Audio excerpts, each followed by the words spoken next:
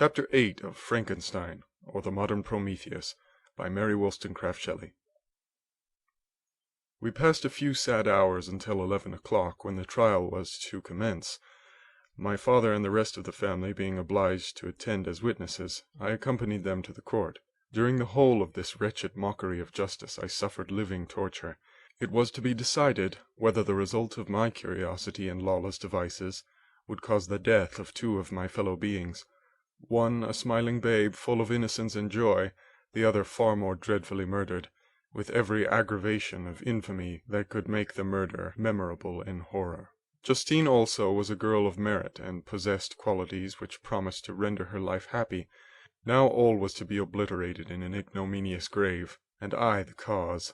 1,000 times rather would I have confessed myself guilty of the crime ascribed to Justine, but I was absent when it was committed, and such a declaration would have been considered as the ravings of a madman, and would not have exculpated her who suffered through me. The appearance of Justine was calm. She was dressed in mourning, and her countenance, always engaging, was rendered by the solemnity of her feelings exquisitely beautiful, yet she appeared confident in innocence and did not tremble. Although gazed on and execrated by thousands, for all the kindness which her beauty might otherwise have excited was obliterated in the minds of the spectators by the imagination of the enormity she was supposed to have committed. She was tranquil, yet her tranquillity was evidently constrained, and as her confusion had before been adduced as proof of her guilt, she worked up her mind into an appearance of courage. When she entered the court, she threw her eyes round it, and quickly discovered where we were seated. A tear seemed to dim her eye when she saw us, but she quickly recovered herself, and a look of sorrowful affection seemed to attest her utter guiltlessness. The trial began, and after the advocate against her had stated the charge, several witnesses were called. Several strange facts combined against her, which might have staggered anyone who had not such proof of her innocence as I had. She had been out the whole of the night on which the murder had been committed, and towards morning had been perceived by a market woman not far from the spot where the body of the murdered child had been afterwards found. The woman asked her what she did there, but she looked very strangely, and only returned a confused and unintelligible answer. She returned to the house about 8 o'clock, and when one inquired where she had passed the night, she replied that she had been looking for the child, and demanded earnestly if anything had been heard concerning him. When shown the body, she fell into violent hysterics, and kept her bed for several days. The picture was then produced, which the servant had found in her pocket, and when Elizabeth, in a faltering voice, proved that it was the same which, an hour before, the child had been missed, she had placed round his neck, a murmur of horror and indignation filled the court.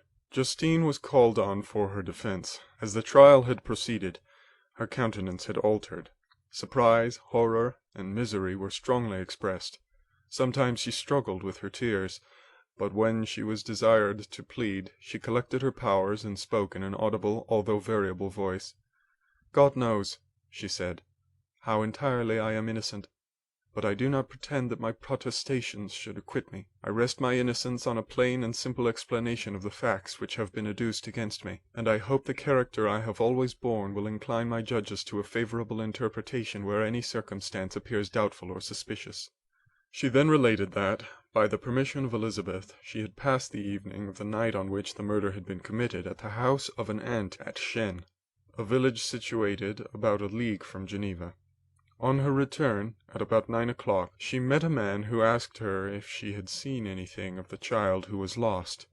She was alarmed by this account, and passed several hours in looking for him, when the gates of Geneva were shut, and she was forced to remain several hours of the night in a barn belonging to a cottage, being unwilling to call up the inhabitants, to whom she was well known. Most of the night she spent here, watching. Towards morning she believed that she slept for a few minutes. Some steps disturbed her, and she awoke. It was dawn, and she quitted her asylum, that she might again endeavour to find my brother. If she had gone near the spot where his body lay, it was without her knowledge. That she had been bewildered when questioned by the market woman was not surprising, since she had passed a sleepless night, and the fate of poor William was yet uncertain. Concerning the picture, she could give no account. "I know," continued the unhappy victim, "how heavily and fatally this one circumstance weighs against me, but I have no power of explaining it, and when I have expressed my utter ignorance, I am only left to conjecture concerning the probabilities by which it might have been placed in my pocket. But here also I am checked. I believe that I have no enemy on earth, and none surely would have been so wicked as to destroy me wantonly. Did the murderer place it there? I know of no opportunity afforded him for doing so, or if I had, why should he have stolen the jewel, to part with it again so soon? I commit my cause to the justice of my judges, yet I see no room for hope. I beg permission to have a few witnesses examined concerning my character, and if their testimony shall not overweigh my supposed guilt, I must be condemned, although I would pledge my salvation on my innocence. Several witnesses were called, who had known her for many years, and they spoke well of her, but fear and hatred of the crime of which they supposed her guilty rendered them timorous and unwilling to come forward. Elizabeth saw even the last resource, her excellent dispositions and irreproachable conduct, about to fail the accused, when, although violently agitated, she desired permission to address the court. "I am," said she, "the cousin of the unhappy child who was murdered, or rather his sister, for I was educated by and have lived with his parents ever since and even long before his birth. It may therefore be judged indecent in me to come forward on this occasion, but when I see a fellow creature about to perish through the cowardice of her pretended friends, I wish to be allowed to speak, that I may say what I know of her character. I am well acquainted with the accused. I have lived in the same house with her, at one time for 5 and at another for nearly 2 years. During all that period she appeared to me the most amiable and benevolent of human creatures. She nursed Madame Frankenstein, my aunt, in her last illness, with the greatest affection and care, and afterwards attended her own mother during a tedious illness, in a manner that excited the admiration of all who knew her. After which she again lived in my uncle's house, where she was beloved by all the family. She was warmly attached to the child who is now dead, and acted towards him like a most affectionate mother. For my own part, I do not hesitate to say that, notwithstanding all the evidence produced against her, I believe and rely on her perfect innocence. She had no temptation for such an action. As to the bauble on which the chief proof rests, if she had earnestly desired it, I should have willingly given it to her. So much do I esteem and value her." A murmur of approbation followed Elizabeth's simple and powerful appeal, but it was excited by her generous interference, and not in favour of poor Justine, on whom the public indignation was turned with renewed violence, charging her with the blackest ingratitude. She herself wept as Elizabeth spoke, but she did not answer. My own agitation and anguish was extreme during the whole trial. I believed in her innocence. I knew it. Could the demon who had, I did not for a minute doubt, murdered my brother also in his hellish sport have betrayed the innocent to death and ignominy? I could not sustain the horror of my situation, and when I perceived that the popular voice and the countenances of the judges had already condemned my unhappy victim, I rushed out of the court in agony. The tortures of the accused did not equal mine. She was sustained by innocence, but the fangs of remorse tore my bosom and would not forego their hold. I passed the night of unmingled wretchedness.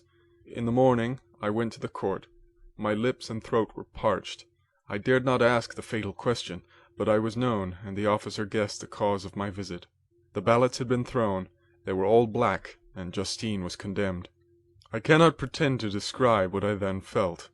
I had before experienced sensations of horror, and have endeavoured to bestow upon them adequate expressions, but words cannot convey an idea of the heart-sickening despair that I then endured.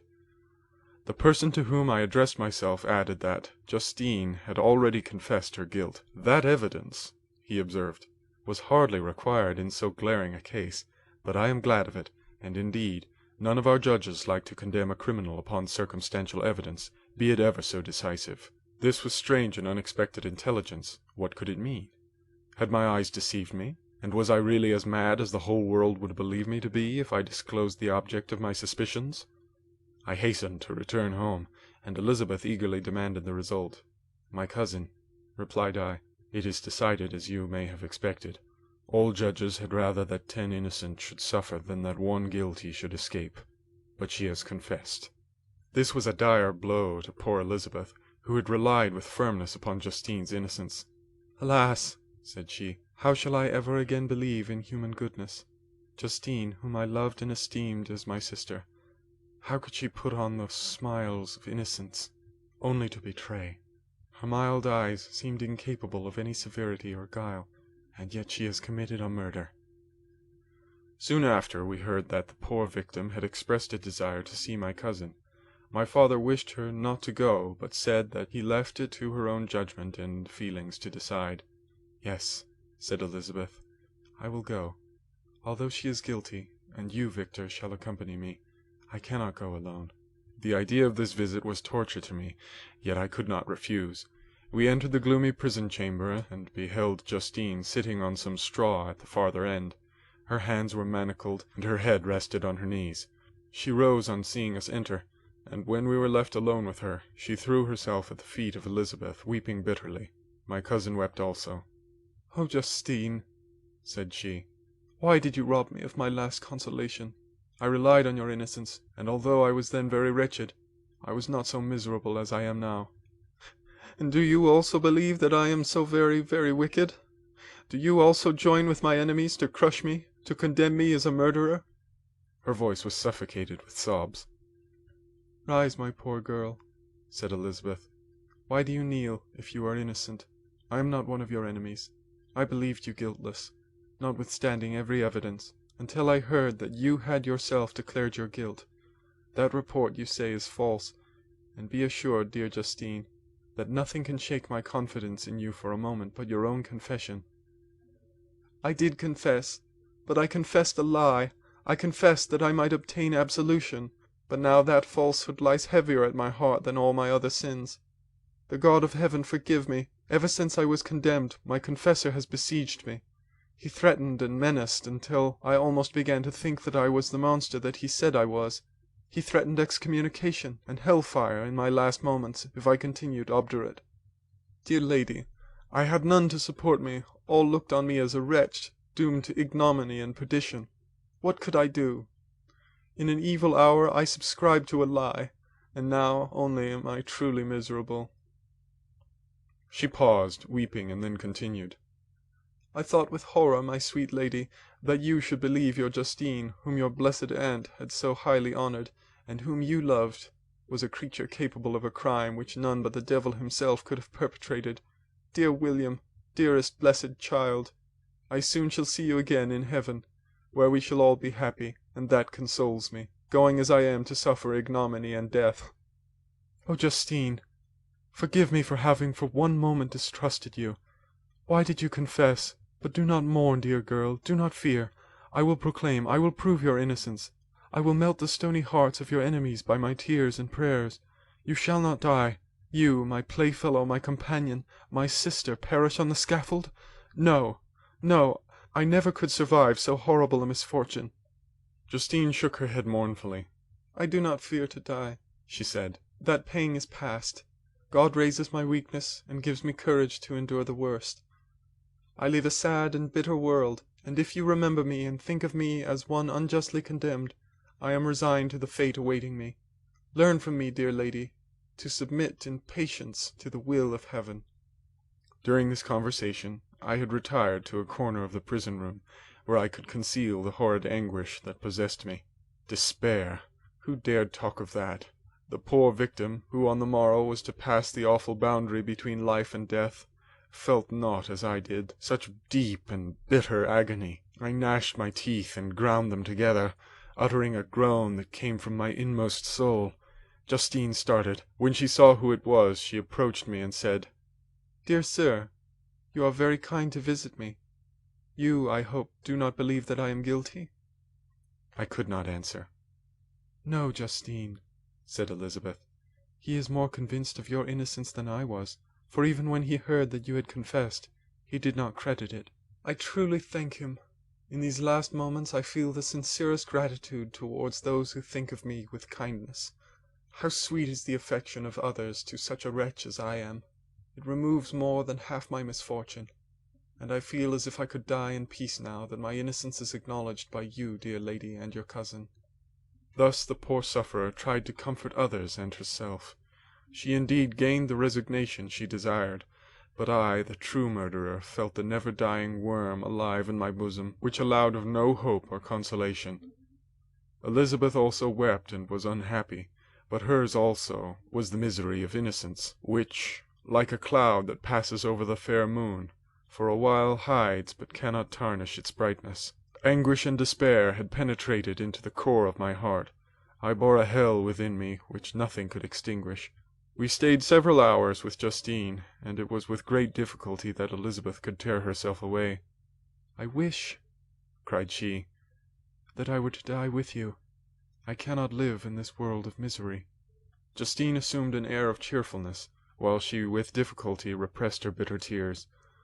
She embraced Elizabeth, and said in a voice of half-suppressed emotion, "Farewell, sweet lady. Dearest Elizabeth, my beloved and only friend, may Heaven in its bounty bless and preserve you. May this be the last misfortune that you will ever suffer. Live and be happy, and make others so." And on the morrow Justine died. Elizabeth's heart-rending eloquence failed to move the judges from their settled conviction in the criminality of the saintly sufferer. My passionate and indignant appeals were lost upon them, and when I received their cold answers and heard the harsh, unfeeling reasoning of these men, my purposed avowal died away on my lips. Thus I might proclaim myself a madman, but not revoke the sentence passed upon my wretched victim. She perished on the scaffold as a murderess. From the tortures of my own heart I turned to contemplate the deep and voiceless grief of my Elizabeth. This also was my doing, and my father's woe and the desolation of that late so smiling home was all the work of my thrice accursed hands. You weep, unhappy ones, but these are not your last tears.